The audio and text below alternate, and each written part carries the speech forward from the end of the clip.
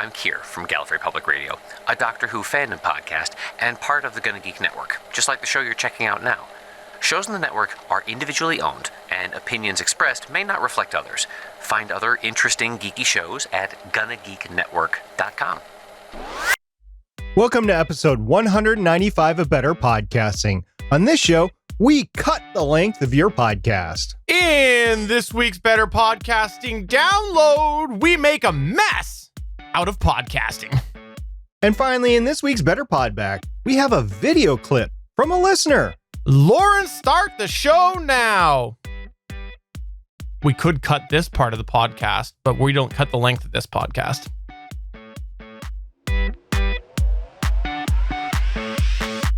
Welcome to Better Podcasting, a show where we talk about podcast tips, tools, and best practices to help you succeed with your podcast.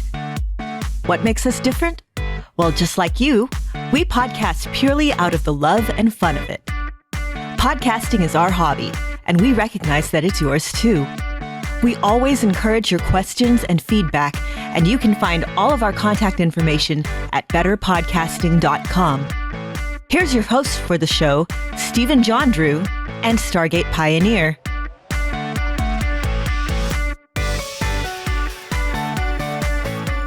This is 195 of Better Podcasting. I am Stephen Jondrew, and I am pleased to say that SB is here to keep me in check again this week. I am very partial to episode 195 of Better Podcasting, and I'm so glad that we're here. We're just 5 away from 200. It's been a fun almost 4 years now, Stephen. And one of the things that happened recently, so not like 4 years ago, but recently, was we recorded episode 192, and we did it with Jen Rhodes from Anomaly Podcast. We continue to get some amazing feedback back, and I had a conversation online with Jonesy, and he said he really enjoyed Better Podcasting episode 192. That Jen was a fantastic guest. So thank you very much, Jonesy, once again from Cantina Cast. You know what my favorite part of that podcast was?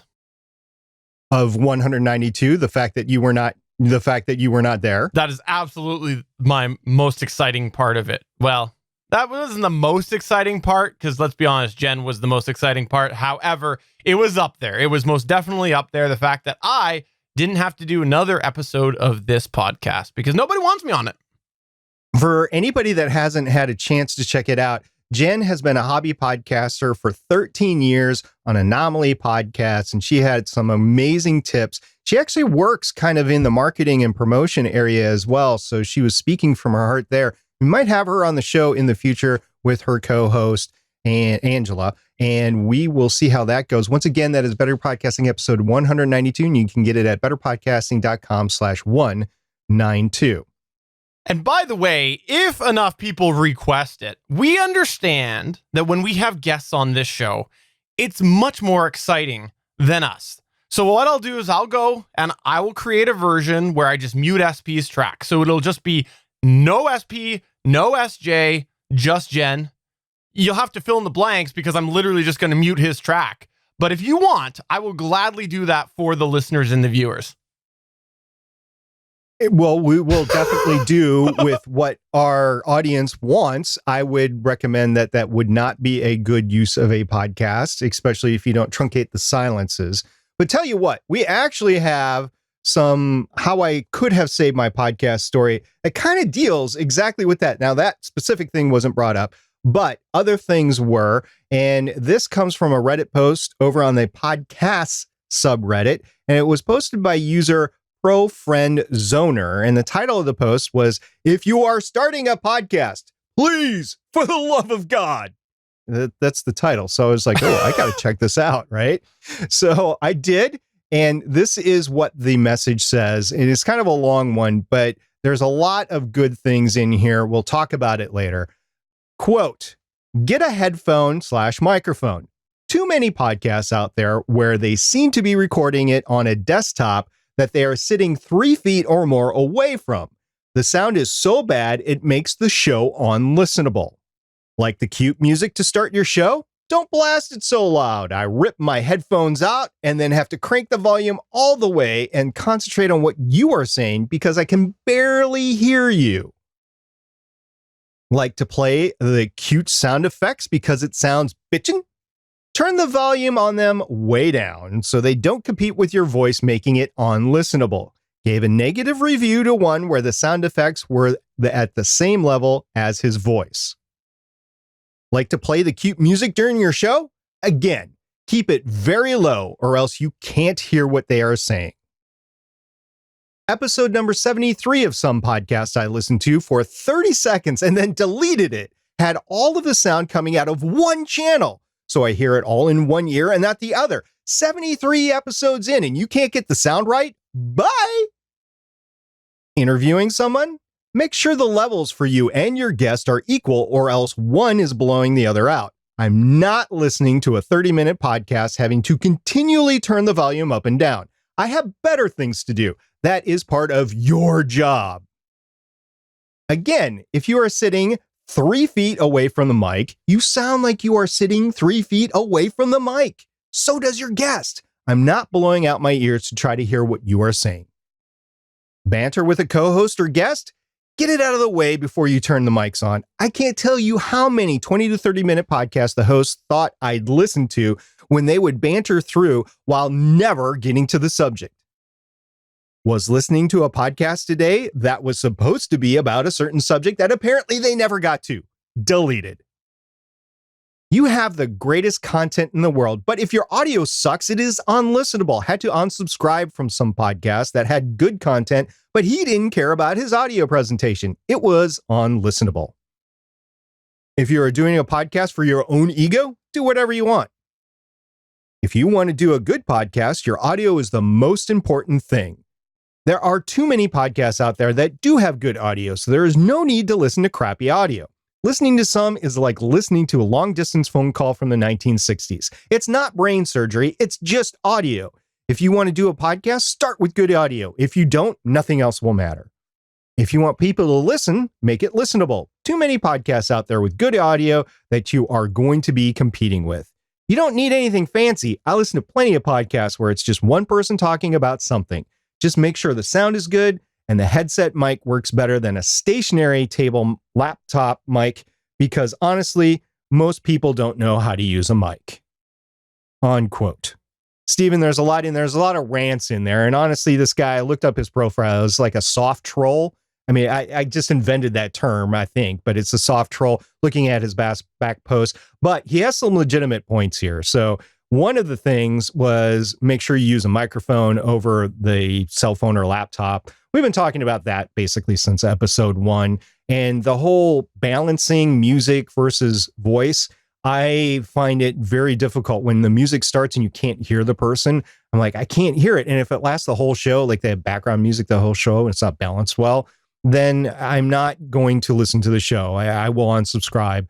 And I guess the new thing is delete versus unsubscribe here. But anyway, yeah, there's a lot of great things. Stephen, what kind of did you focus in on here? You know, I have to say, I think there is a lot of good things in here, like you mentioned. The biggest challenge that I had with this was the writing style of it. It actually put me off. I'll admit, first time I read it, I only read about half of it, and I couldn't take the tone anymore. And then when I thought, okay, well, we should discuss this on here, I pulled it up and I read the rest of it. So I have to say, I think this is actually a good lesson on how your delivery can have an impact on others as well. I think there's a lot of learning to be said or had from this, just because of the fact that something like this will put off certain readers. And if you were doing this on your show, certain listeners. And so you should be aware of that. And even though this has a lot of really good information, the delivery is really, really hard to swallow for a lot of people. But again, I think it's worth thinking about. There are common mistakes that are made in podcasting, and there are common things that we have talked about before, and we've tried to help new podcasters with. Many of them are in this. And so if you can just sort of put away the tone for a minute and you're starting out a show, I think this is really worth going through and just seeing, am I making any of these mistakes? Because things like the music, people love their music to start and they have a habit of overusing it, or they have a habit of leaving volumes all over the place and not really noticing the difference just because they're so wrapped up with getting their show out there for the first time. I think that there's a lot of really good things in here, and I appreciate you pointing it in my direction, even though, again, I think the tone is very challenging to get through. It's a valid concern about the tone for this post too. So I'm glad you brought that up. The other thing I want to bring up is it sounds, this guy is not a podcaster. It sounds like he's a blatant listener and not a podcaster, which I think is important to bring the listener feedback forward, especially if it's to a group. So podcasts is largely a listener subreddit community, and there are podcasters in there, but it's by large for the listener, and it's important to get general listener feedback out as well. And if these are things that he's been seeing through some podcasts, then you might want to check and see if your podcast fits any of these as well. But yeah, I will agree that the tone was off-putting when I first saw it, but there's too many things to discuss there, so I brought it up. Let's go ahead and move on to our featured segment.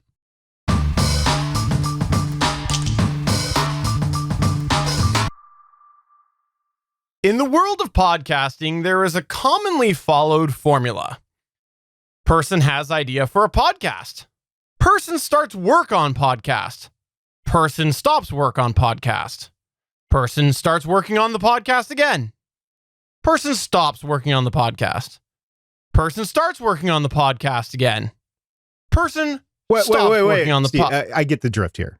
I think I got lost there. So what I'm trying to say here is that usually when somebody goes to launch a podcast, there's usually two sort of main ways that podcast ends up going once they do finally launch. Number one, they pod fade. That's always a possibility, podfade.com. Or number two, they end up going on forever and ever and ever. Obviously, we haven't reached forever per se because podcasting is still relatively new, but you know what I mean. There is no definitive endpoint. And the thing with this second option is that while some folks, as they create this podcast and go on with this podcast, will show all sorts of signs that maybe they should be ending it, they often feel an obligation to keep going on and going on and going on, even if there's really odd gaps or really weird things that are happening as they produce their show. Now, there is nothing that says you have to have your podcast go on indefinitely. It doesn't have to even go on for a very long time. Yes, it is okay to have a short run podcast. This is absolutely okay. And that's what we want to talk about today. Creating a short run podcast. There's a specific short point, and there are certain challenges that comes with that. And that's what we want to talk about today, and some of the benefits. So what are some of the reasons you would want to do a short run podcast? Let's start with the key question here. What are some of the reasons that you would want to create a short run podcast? Some ideas include perhaps you want to use it as a marketing tool. For example, let's say you're throwing an event for a niche or a specific topic. You could want to create a podcast as a lead-up tool to provide updates and build hype for your event. You could want to deliver some evergreen information for someone in a multi-part series, but you don't want to sustain it for a long time, aside from doing it for a short-run event. For example, perhaps you have a collection of tips and suggestions for something and you want to create a multiple-part podcast to go over it. This could be something that you want to share with people in the future, but it's not something that you want to maintain forever, as in keep the show going forever. Maybe you have some creativity that you want to share, but it's really meant to be just a one-time thing. For example, some writing. Think to TV, for example. While there are many shows which go on for many seasons, How I Met Your Mother probably gone on for way too many seasons, sometimes shows are developed as one and done situations. So a great example of this would be the Cosmos series or any short multi-part show that you see on TV that just lasts a couple of nights. It's just an event for a night or two, and you get to have a great one-off instead of an entire season after season after season show. Perhaps you're unsure if podcasting is for you. Yes, maybe you want to try out podcasting And then when you create a short run podcast, you actually give yourself an opportunity to do a definitive start and end point, go through all the motions, and you're not misleading listeners who find you and that you're going to end the show. The listeners will know exactly what they're getting into, or they should. We'll talk about that in a bit. But another reason you might want to do a short run podcast, because you want to get some more experienced podcasts before you do your big time idea. Right, Stephen? Yeah. You've thought of this amazing, super terrific idea that is really important to you. You're so passionate about it. For example, like when I go and I have ideas about different podcasts that center around Stargate Pioneer. I got a bunch of those, bunch of really solid ideas that are all SP Fancasts.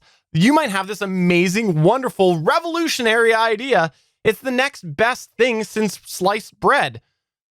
But maybe you just don't have a lot of experience with that. For example, back to my SP's Fan podcast. I don't have a lot of experience talking about Stargate Pioneer, well, in a manner where he's aware that I'm talking about him. I don't have a lot of experience with that.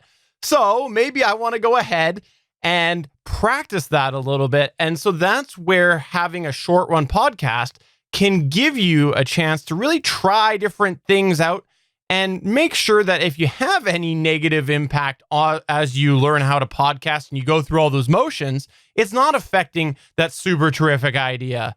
The idea is that you're starting a podcast that is essentially a practice podcast for you. And that's what you're doing with this short run podcast before, and you go and launch the SP Super Terrific Fan Podcast, which is coming soon to a podcast consuming location near you. Okay, after I get over that moment of uncomfortability, let's switch around to some benefits. So no matter what the reason is that you want to do your short run podcast, there are some benefits that short run podcasts have over the long term. So let's talk about those. One of the biggest benefits to running a short term podcast is scheduling. When you're doing a podcast indefinitely, there is definitely a challenge with trying to maintain it through the entire year. You're going to have vacations to work around. You're going to have appointments, holidays, family events, and other things that get in the way of whatever regular workflow that you develop. However, when it's a very limited show run, you can schedule it during a time that you know you have a clear schedule in the year. For example, if you're relatively free in the February through May timeframe, that can often be clear for a lot of people. Having a short run podcast can also be easier to keep motivated. Having a defined endpoint for something can be a bit of a motivator. I know it definitely is for me on the treadmill. For example, one of the biggest challenges that some podcasters face is finding the reason to keep going when interaction is lacking and downloads are down. It can be easy to question if you even want to keep going with the show. But if you set up your show for a specific completion point, you can motivate yourself with a completionist mindset. Just see it through the end and get it through the end. I only have 3 more episodes left, and you can get through it. And if you have a podcast that has evergreen content, maybe the downloads go up over time and you're glad that you finished that podcast. But you can also diversify in your podcast portfolio without having to overwork yourself. Perhaps it's more than just one amazingly fantastic, super terrific, earth-shattering idea that you have. Maybe you have several of those hashtag flat earth shattering ideas. Like I said, I have several ideas for SP Fan Podcasts. There's going to be one that talks about how much better he is on this show than me. There's another that's going to talk all about how amazing he sounds. There's going to be another that talks all about how he's the perfect voice to sing you to sleep. I got all sorts of different SP Fan Podcast ideas. Hashtag awkward. If these are limited run shows, you can finish one before you start the other. It can also be easier with a short run podcast to find a co-host, or if you're doing an audio drama, a voiceover artist, guest contributors, collaborators, etc. If you've created a podcast with others, you probably know that there are many challenges when doing this. Whether it's creating a schedule that works for all of you, coming up with ideas together, or just keeping each other motivated, there can be a variety of difficulties that can come up, especially if you find yourself not aligned with the totality of the topics. But when you do a limited run, it can be easier to make all this happen. Look at our guest from a few weeks ago, Sarah Werner. She mentioned she had a voice artist who didn't want to do it anymore. Even though he was just volunteering, he went ahead and he offered to close up the season. This just goes to show the power of commitment with that a fixed timeline, in her case, season. You know, one example that I kind of have of this is that I have ended a few podcasts over the years, and I've had some people decide to exit said podcasts as well. And generally, when this happens, I'm able to lock them down to a specific point. For example, ending a podcast. We ended up agreeing to do a couple more episodes of the comic book podcast, even though a couple people had a lot of things going on. We all agreed we wanted to go and close it out so that we had a definitive endpoint. And also, just people leaving, generally, they were willing to come back just for a goodbye episode, even though they had already mentally checked out. And if this was a limited run show, I have the same confidence that the people would actually go and complete to the end point of that as well, because they would sort of be in that Sarah Werner example where they know, okay, we're just got to get to the end of this and finish up the run. So it really is something that I've seen essentially practiced with people. And I think that's just because most people do like to follow through with something that they've committed to. Now, this can also be easier to chart the course of your episodes. For example, when you're doing an ongoing show, like this show here, like Better Podcasting or the GonnaGeek show, you generally have to come up with a variety of ideas in an ongoing basis and arrange them in a manner with a short-term vision, relatively speaking.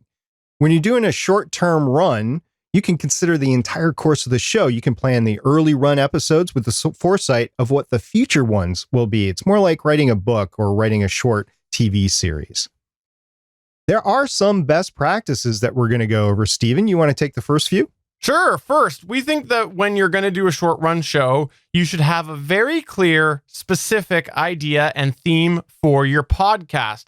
And this needs to be a little more than a long form where you've got a general concept.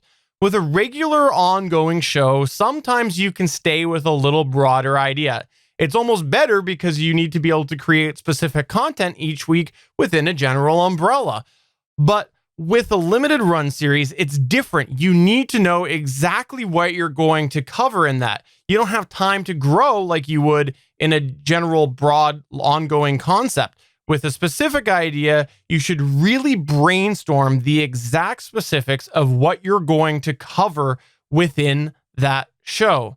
And this is as you go through and you formulate each episode, you have a point that you can reference of whether or not you are covering what exactly you have specifically laid out at the start.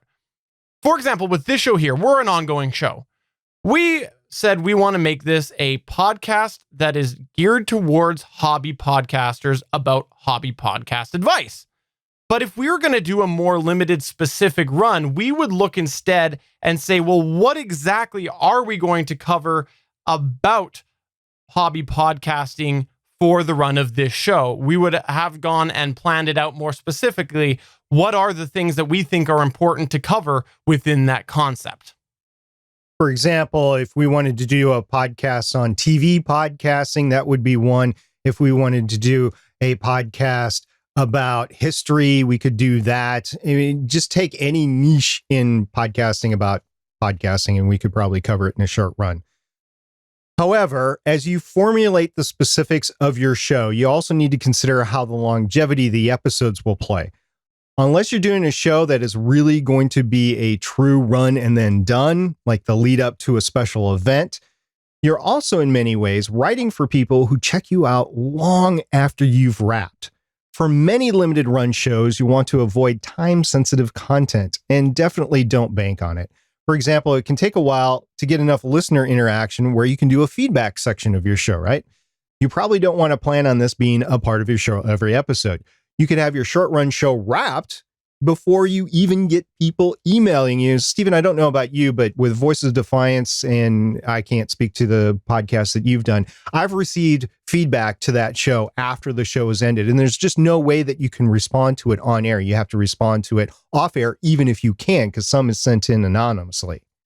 Take some time to think about what you're coming up with for a clear plan to promote your show. With a long-term podcast, you can afford to take time to build your audience through long play methods. You can guest on other shows. You can make yourself part of a community in your niche. You can do all the sort of promotion things we were talking about before. However, with a short-run show, the clock is ticking, and you need to get some eyes, or should we say ears, on your show. You should brainstorm and arrange a very clear marketing plan for promoting your show, and you should have everything you need done before you even launch. You should have your social media intact. You should have your promotional images ready to go. Basically, when you launch your podcast, you need to have your promotion plan in place. How many places do you want to tweet? If you want to have an Instagram, if you want to have a Facebook account, if you want to have a Discord community, just for a short event, you have to have that all set up before you even start. Otherwise, it's not really worth the effort.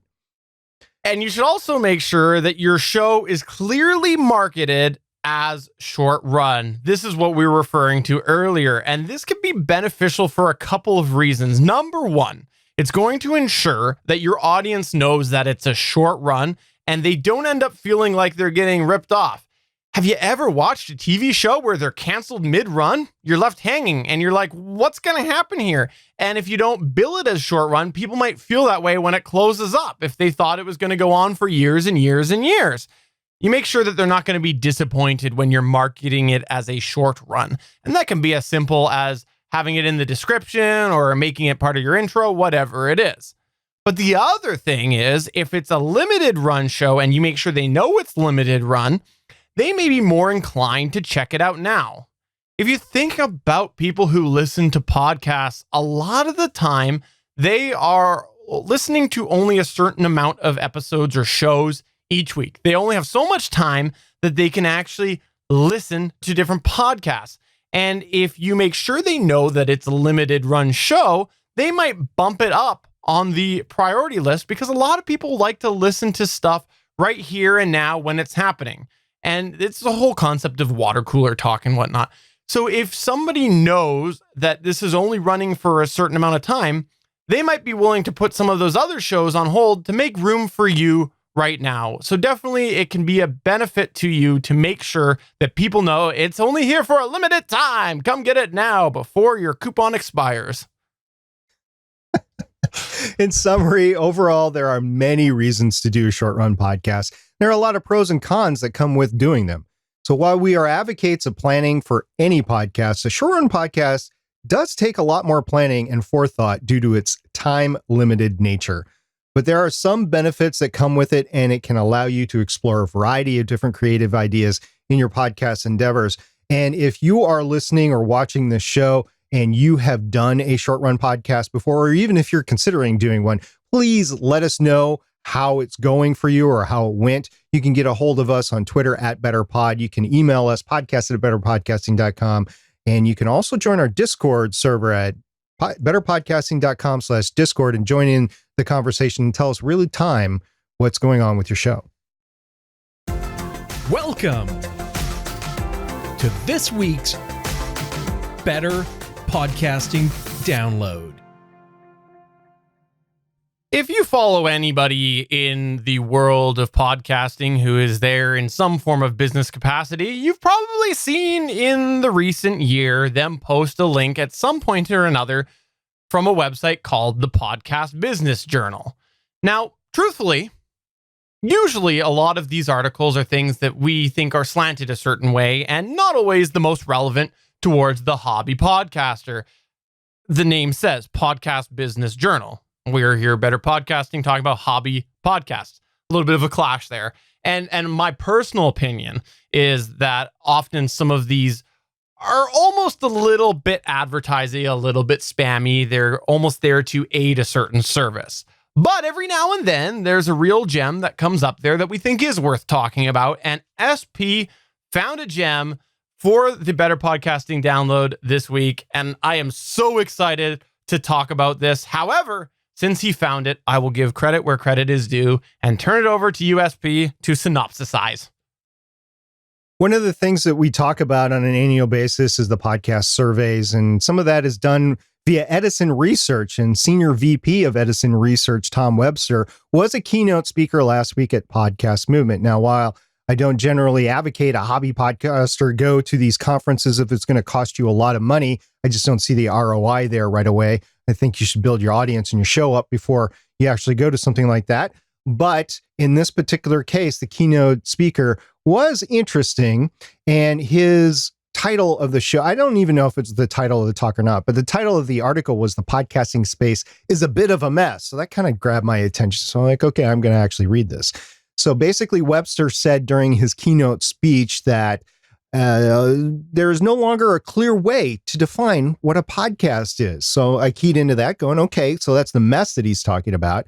And then I read through it. There was some allusions to the fact that podcasting is more than just downloads right now, that people are discovering podcasts, not on podcast apps, but basically wherever they are. I mean, if they're on Spotify, Pandora, YouTube, you name it, you're going to consume content right there. And in some cases, you can't include those downloads as part of your main stats. You have to actually accrue them together.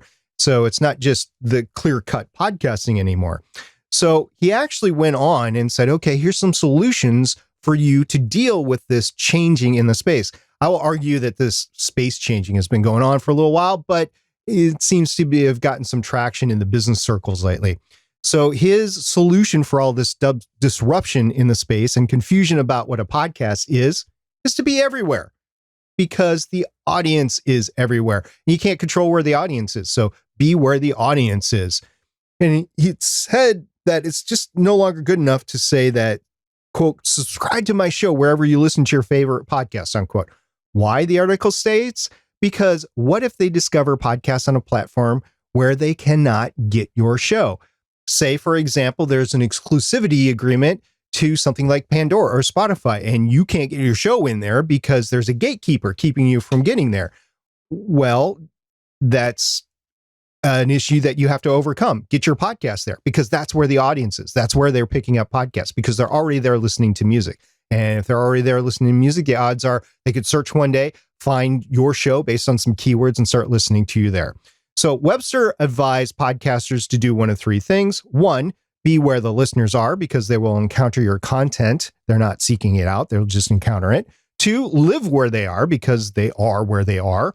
And three, love where they are, because they are not going to be corralled anywhere else. I think this later point was directed at the podcast industry for trying to stop being the, quote, Netflix of podcasting. Don't make people come to you, because they're not going to. They're going to be where they are online. They're going to be in their social media bounds. They're going to be there. They're going to be in the apps listening to stuff or watching stuff on YouTube. So make sure your show is there, because that's where your audience is. The audience that's listening to podcasts today, they largely listen through podcast apps. But the audience of tomorrow, the people that don't listen to podcasts, the people that we want to bring into podcasting, they're at all the other places. So make sure you're at the other places. Stephen, what did you think about this? Pretty much that last point is exactly why I was so excited about this article. And it's especially they're not going to be corralled comment there. And we're not talking Steve Carell, by the way. We're not talking that at all. No, I think it's important, because when you look at some of the names that have been in the industry for such a long time, there's almost this implication that you need to be somewhere. You need to be one specific place, and that varies from place to place. There's certain big names that says you need to be an Apple Podcasts. You need to make sure that you are following all of the rules there so that you are in there. And if you're not, your podcast is a failure. There are certain other big names that says, hey, look, you got to make sure Google loves you. Google's the next big thing. And if you're not self-hosting your show, you're going to not be on Google. And there's all sorts of conflicting information. And honestly, I think they're all wrong, because they're missing the fact, this message, that it's all about the podcast listener and where they feel comfortable finding shows. If there is an Apple user who is going to be using Apple Podcasts and they're comfortable with Apple Podcasts, the odds are they want to search for something. They're not going to go to their smart speaker and look if there's a skill for it. They're not going to go to Google. They're already in an app. They're going to pull up the search menu and search there. Likewise, if somebody is really into podcasting through Spotify or Pandora, they're going to be there and they're going to do a search there. That's probably the first place they're going to go, rather than go to a third-party service. And honestly, like I said, I'll include Google in that, because I think while we do Google for a lot of things, as people get so comfortable with something, generally they stay within that. A good example of that is Netflix. How many different streaming services are out there? There's Amazon Prime Video, there's Netflix, there's, I don't know, I lost track of all the US ones that are down there. But if someone is looking for a movie and they're in Netflix, the odds are they search in Netflix if that's the primary way that they stream movies. They don't go and go, okay, well, it's not there. Let me go open up the Prime app. Nope, it's not there. Okay, let me go to Google, Movie Plus, where can I stream it? A lot of people are lazy. And so that's why I think that it's really, really, really important to be all over the place. And I'm so happy to see this pushed from a very, very reputable person. And it's really, really a factor worth considering. And you want to make sure when you do go out and you're putting your podcast out there, try to be in as many different places as you can be. And if you're all about the download numbers, then that's a little bit different story if you're having to sort of split those downloads, because now you might not be able to market it as much. But for a hobby podcaster, be as many places as you can, in my opinion. It's part of that promotion package. I think promotion is worth more now than when we started doing better podcasting, and definitely before we started our own shows like Voices of Defiance and Legends of S.H.I.E.L.D. and GonnaGeek. I think promotion means a lot now. And between the promotions and just being everywhere, so being accessible everywhere is a lot for a hobby podcaster. I mean, you're competing with people that are literally throwing millions of dollars into advertisements. So even if you have a good quality show that's like the best show in the niche, but you have a big industry show that's in the same niche that is just advertising the crap out of it, you're just not going to be able to compete. So take a long-term approach. Take a approach of a very targeted promotion, develop those relationships. And the way to develop the relationships are the first 2 points. You be where everybody else is, and then love where they are, because you're going to be there and you're going to be building the relationships in the area. So I don't think that this article is saying anything that's earth shattering or groundbreaking, at least here on Better Podcasting. It's basically saying the same thing that we've been saying pretty much since episode 1, but it's saying it to a group of people at Podcast Movement that might not have the same mentality. So I think maybe it had something more meaningful there, but it is meaningful. And we wanted to point it out here that between all the industry announcements over the last few weeks, between all of the here's what I learned at the conference articles that are out there, I think this was the most valuable for the hobby podcaster. And we're talking about it right here on Better Podcasting. There is one exception that I will say to the general notion of people not seeking out your podcast. It's if you're running a SP fan podcast, they will always, always seek out where you are.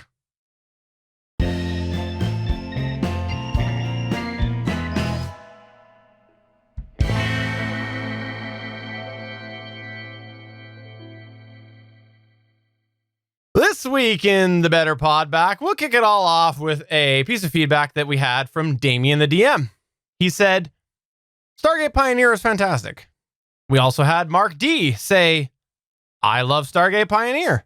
That is not the case at all. Sorry, I'm misreading. Sorry, reading the script for my new podcast. My apologies. This is just very awkward. I'm sorry, people. Steven's kind of wound up today. Okay, so Damien the DM from Aurelia Pod came on Discord, and he said, vacation is over. I'm back, kinda. Probably another couple of days before I'm back in the swing of things. So welcome back, Damien, from vacation. We also had Mark D in the Discord say, do a montage. It'll make the time fly. I actually thought that was kind of funny, Mark. So way to go there. Yeah, so he's talking to Damien there. Do a time montage to get caught up and everything will be fine. We also had Garrett Godfrey tweet us after the show last week. That's right. If you didn't know, we do stream this live on Wednesdays at 5 o'clock p.m. Pacific time. That's 8 o'clock p.m. Eastern at Geeks.Live. And he said, it's so weird listening live. The music and bumpers sound so slow, but great episode. and he said that he usually listens at faster than 1 times. I've done this, totally been there. I will admit that for a very, very long time, I was only listening to the Curiosity Daily podcast, former guest of the show, Cody Goff, and his co-host, Ashley Hamer. I was listening to it at 2 times because I had a whole backlog that I needed to binge. And then I got caught up and I started to listen at 1 time because like a week had gone by, and I'm like, I feel like they're really, really slowed down their pacing. I feel like their delivery is a lot longer than it was before. And then I remembered I had been listening at 2 times. So former guest host of the show, Emily Prokop, she does other podcasts. And one of the podcasts she does is Hate to Wait. So it's a podcast about losing weight. And I check into that podcast from time to time. And I usually listen to it in the gym at 1.5 speed. Well, they actually do a live event on Wednesdays, I think 11 Eastern, maybe it's noon Eastern. I don't know. I have never checked it out because it's on Facebook, right? But if you listen to it live, and in my case, I was listening to it on my iPod Classic and in the office at 1 time speed. It was extreme. I'm like, whoa, this is a lot slower than I remember them talking. So yeah, it even happens to me. And when I'm listening back to myself, I'm like, okay, can I speed this up? Can I speed this up? Because I've already heard what I'm saying. I want you to speed it up. If you're an editor and edit your own show, you run through the same thing. You're like, I need to listen to this faster. So it happens to everybody in podcasting all over the space. The great thing about podcasting now versus listening to like a book on tape or whatever is you can actually do it and sound okay, because there's all sorts of voice modulations and spacing that apps do these days, or podcast players do these days, that make it sound halfway normal. And you're not sounding like a chipmunk. So first of all, the voices are pitched correctly. And second of all, they're spaced correctly. So they're fast, but you get to have the pacing correctly. And a lot of podcasts, you can actually understand them in 2 times, unless they're talking really, really fast, and then it's really hard to understand them because they're talking so fast, and then you can't listen to them on 2 times. That was for you 2 times listeners. Now you gotta go ahead and back that up. What the heck did he say? And lastly, in the Better Pod Back, we actually had another message from Garrett, and we'll turn it over for the video viewers. You're going to see a video. Hey, this is Garrett Godfrey. I wanted to give you some feedback on last week's episode. Sarah was amazing. I know she said she's a fly by the seat of her pants sort of host, but she came very well prepared with tons of information about audio drama and audio fiction. And I just found it really interesting and just a great source of information. So I wanted to tie her discussion in with the feedback you got from Damien, the DM, asking about a Discord server, and say that there is a Discord server out there run by Podcast Junkie that has a huge number of audio drama and audio fiction podcast hosts, as well as staffers and the whole production team, as well as a lot of fans, and not just audio fiction, audio drama, but a number of other podcasters. So if you're interested in joining a community and maybe getting your own channel for your show without having to run your own server, that might be something worth looking into. I did create a bit.ly link just so you don't have to try and remember the long, ugly invite code. So you can go to bit.ly/podcord. That's PODCORD for like a podcast Discord. And bit.ly/podcord. That'll take you to the invite page for the Discord server for Podcast Junkie. If you kind of want to get in that community, kind of show yourself to be an active member and a creator, and then maybe escalate up to asking for your own channel without having to run your own server. That's it. Talk to you later. Bye. Full disclaimer here, guys. So first of all, thank you very much, Garrett, for sending that in. We really appreciate it. Not only was it an audio feedback, but it was a video feedback. So if anybody wants to send one of those in, we would appreciate it. We'll play it on the show. Make sure you say what your show is. By the way, we'll promote your show.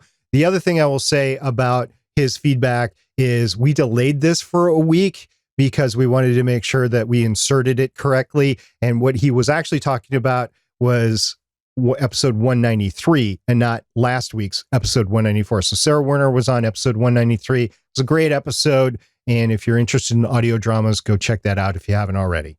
Thank you to everybody who checked out the show this week, and thanks to everybody who came by our live chat room. Yes, I've mentioned that we do stream this live, but we do have a live chat room as well.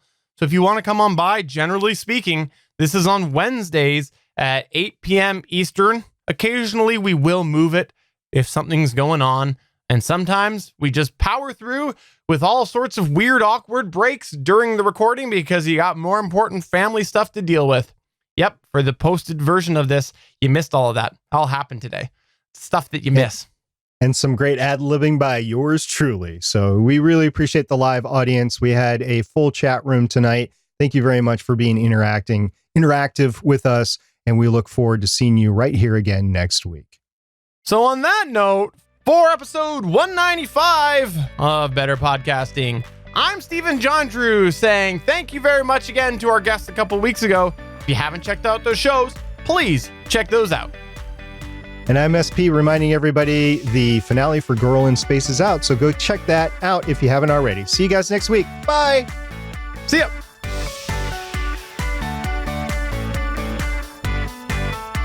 Thanks for checking out another episode of Better Podcasting. You can find the full back catalog of Better Podcasting at betterpodcasting.com. If you're into geeky podcasts, please check out the other podcasts on the GonnaGeek Network at GonnaGeekNetwork.com. This show was produced and edited by Stephen Jondrew of GonnaGeek Productions. Voice work was done by L.W. Salinas. Thanks again for listening or watching, and we hope to see you again next week.